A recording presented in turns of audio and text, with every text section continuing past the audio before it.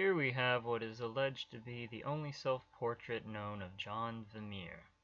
The famous 17th century Dutch artist still holds influence around today in the 21st century, as evident from the menu I saw at the restaurant Soup Stock the other day.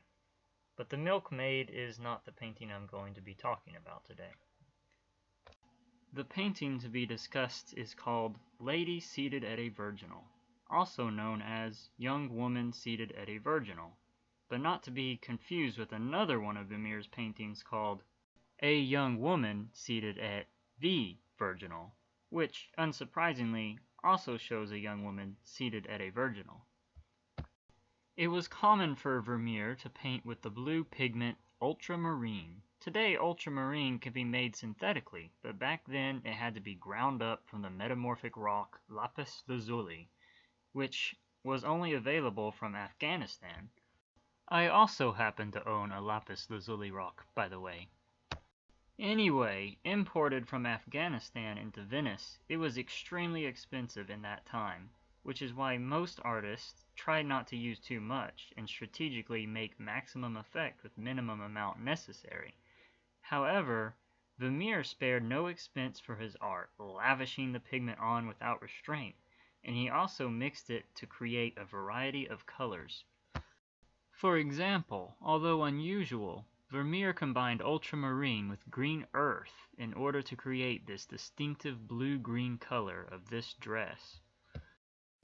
The name green earth described several different minerals, but usually applied to celadonite, which is found in small deposits of rock in the vicinity of Verona, Italy. Today, this natural version is hardly obtainable. Green earth was also used for shadow tones of people's skin. However, this greenish color is not always consciously noticeable unless one is looking for it. It was strategically utilized as an underpainting to neutralize harsh pink and red hues, creating a natural-looking shadowed tint of the flesh. The viola contains the dye red lake, which could be produced from the madder plant, which is native to the Mediterranean, or from crushed South American beetles. Analysis shows multiple layers of this red pigment with a small amount of black pigment made from charred bones applied over the ground.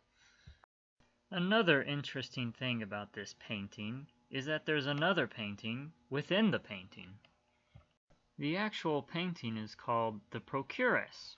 It is from another famous Dutch artist, and it was replicated in two of Vermeer's paintings, including this one shown here. The Procuress also happened to belong to Vermeer's mother-in-law and hung on her wall.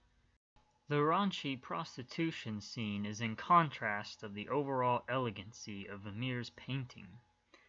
It is also interesting to note that an earlier work of Vermeer's goes by the same name as the recreated painting. Vermeer's The Procuress also appears to be in a brothel, but doesn't this look familiar? This is also the painting which contains what many scholars believe to be Vermeer's self-image inserted within. So, I'll end this video with the same image it started with. Actually, no, I'll end it with a bibliography.